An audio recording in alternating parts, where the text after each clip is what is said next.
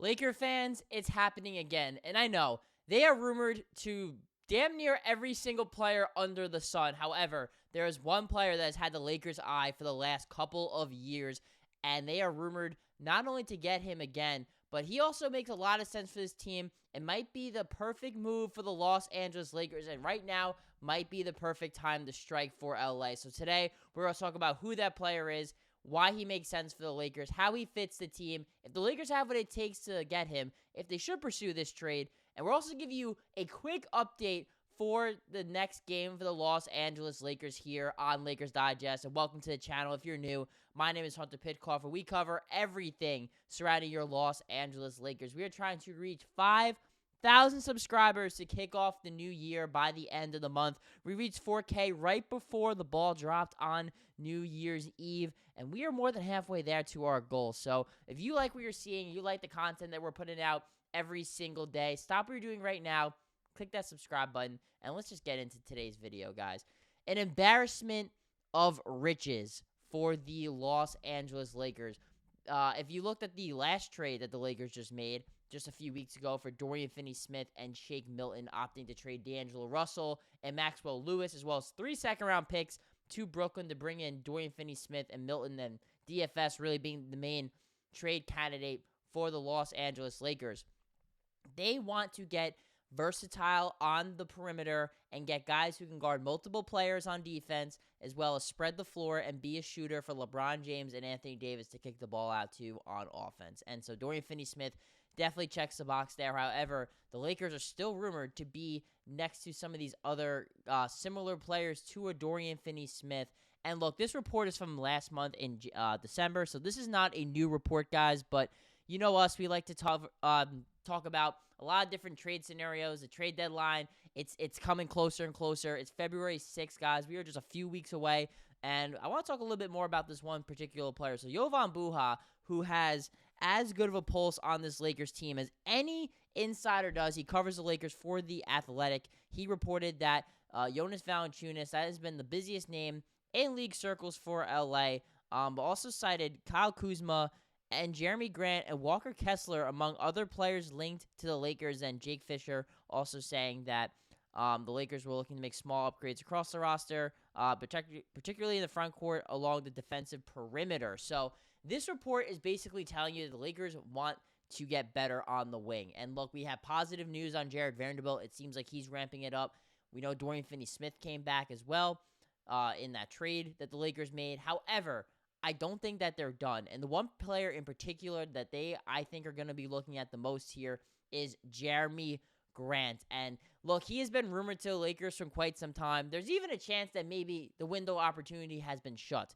But looking at Jerami Grant and why he ultimately does make sense for the Los Angeles Lakers is what he's able to do with a very well-rounded game.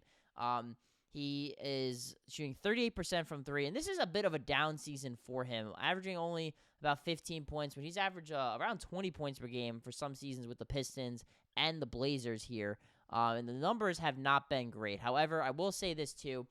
I think Jerami Grant is somebody that can help elevate other players around him, because Portland's just not a very good team, and there's a lot of guys who are young players who need the ball in their hands that are just trying to get their numbers and try to make a name for themselves in the NBA. Jerami Grant is not that. He is 30 years old, guys, as you saw in that graphic. So he's somebody who, if he wants to win a championship at some point in his career, it's going to happen now, right in the prime of his career, because Portland is not doing that anytime soon. This is a team that's still rebuilding and is probably a few years away from potentially contending in the West and in the NBA. So as a result, he is somebody who, for his best interest, is probably going to want to go somewhere else. And for the Los Angeles Lakers, his ability to honestly be a pretty solid 3-level scorer too. Not only is he a 3-point shooter, Dorian Finney-Smith's really only a guy who's going to shoot threes and attack closeouts and run in transition. Jerami Grant can create some offense himself. He probably would be the 4th best option on the Lakers right now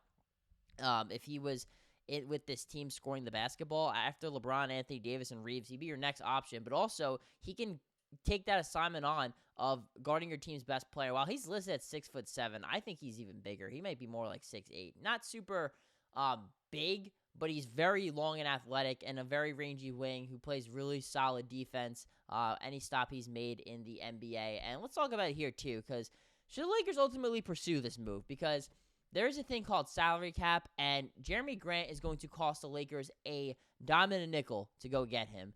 And if you look at how much he's making, last year started off the first year of his 5-year deal, and this season he's on the books for a little under $30 million, and then that contract just goes up and up and up until last year is, Laker fans cover your eyes, another player option for him at $36 million at 33 years old. So, and I think he'll be 34 years old by the end of that deal. So Lakers would need to commit to him long term as a piece for this team, which I know might have fans a little bit hesitant because he's making a lot of money. And can the Lakers even make this work? Well, they can. So the Lakers are our first apron team here, which means that they're going to have to send out more salary than they are getting back in return to make it happen. So the first guy that comes to mind immediately is going to be Hachimura. He's making $17 million this year. He's going to have to be in that deal. He's, realistically making the most money of a player that the Lakers would give up. I doubt they gave up Austin Reaves in this deal. They also would probably have to give up Gabe Vincent as well. So you're giving up Hachimura and Vincent. That puts you at $28 million. Like we said here with Jerami Grant, he's making just under 30. So they're going to have to give up probably one more player here as well. They can give up an expiring deal like a Christian Wood, for example, Cam Reddish, a Jackson Hayes. Maybe they'd have to give up a Jalen Hood-Schifino. That definitely is a possibility too. That would get them the money necessary to move on from Jerami Grant. And the Portland Trail Blazers, they don't want to do business with the Lakers, so they're probably going to have to pay up too. So it wouldn't just be those players. That would not be enough. They'd have to throw in at least one of their first-round picks and maybe even their other second-round pick, and I think that would probably get the job done. So Rui Hachimura, Gabe Vincent, two guys that next season will be expiring deals, which a bad team like the Blazers is going to want expiring deals so they can clear cap space and not have long-term guys like that. And on top of that as well, if they get a Jalen Hood-Schifino, he's an expiring deal, and a rookie maybe that they want to keep around. Or they get Wood, Reddish, and or Jackson Hayes. One of those guys would also help shed salary for this upcoming free agency for them as well. So, and again, the first round pick, maybe that's enough. They might need to throw in a second too to really entice Portland because, again, the Blazers still have some beef with the Lakers since 2000 when the Lakers knocked them out of the playoffs and won their first championship first championship since those Magic teams, first championship with Shaq and Kobe in that era. So there's still some beef there with Portland, and so I'm not 100% sure they're going to want to pull that trigger, and I'm not 100% sure the Lakers, this is honestly their best move. The reason why, Jerami Grant, the player I really like, I do not like that contract. It is a lot of money for a player already. And look, the one thing I should mention here as well, he is a Rich Paul client. And Rich Paul just has a way of getting what he wants with this Los Angeles Lakers team. LeBron gets the contract he wants every single season. Anthony Davis has always gotten his contract and his money. Bronny James is a Laker. That happened. And all the rumors or reports were that Rich Paul was kind of the main reason why. And, of course, his dad being on the team as well. So he's had a way with this Lakers team. Sometimes it's been for the good.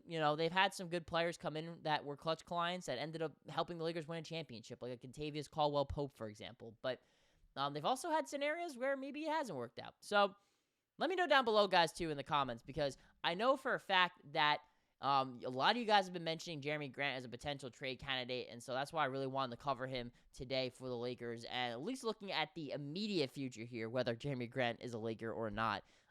We have an update for tomorrow's game here. So, after the last two games, have been postponed due to the tragic wildfires, guys, and be sure, we've dropped links in our previous videos and everything like that about resources like the Red Cross, Salvation Army, and local efforts, and if you want to go, my nose is really itchy right now, help out, and what's going on there is hundreds of thousands of families and people have been impacted by those fires, and including JJ Redick, as well as a lead videographer for the Lakers, who have lost homes due to the fires, as the videographer lost his childhood home, JJ Redick lost his rental home. So to really help out everybody going through everything right now, and the Lakers saying that they are going to put their efforts and step up to help out these wildfires as well. Definitely be sure to, if you have any extra change on you to go help out, I would recommend it. But again, I'm not going to tell you how to spend your money. But I will say this. The Lakers' last 2 games against the Charlotte Hornets, which was scheduled for, at this point, it was Tuesday, I believe. And then the Spurs game, which was scheduled for Friday, or Wednesday and Friday, excuse me. Those games were scheduled for. This game on Monday, 7:30 West Coast time, it is scheduled to happen. So the Lakers will be back on the court for the first time in nearly a week to play the San Antonio Spurs, who've been staying in Los Angeles the last handful of days. Glad that they are safe as well, because, it's pretty dangerous out there right now. But we finally get, some positive news in LA as, basketball can resume. Hopefully we get a good game. Wemby coming to LA against Anthony Davis. That's going to be a really fun matchup. I'm really excited to cover it. We will cover it here on Lakers Digest like we do every game. And just wanted to give you guys that update, and as well too, Jerami Grant, I personally am leaning against probably this trade just because I think there could be some better options out there, cheaper options, really more for the contract than the value it would take to trade for him.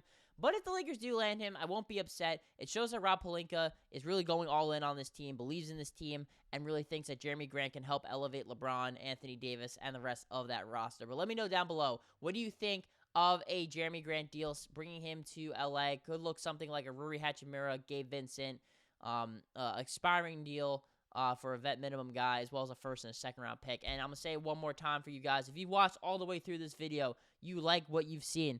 We want to reach 5,000 subscribers by the end of the month, and I think we can do it. So if you like what you're seeing, you're not subscribed, want to reach that platinum status with this channel, stop what you're doing right now, click that subscribe button, and we'll cover everything here surrounding your Los Angeles Lakers here on Lakers Digest.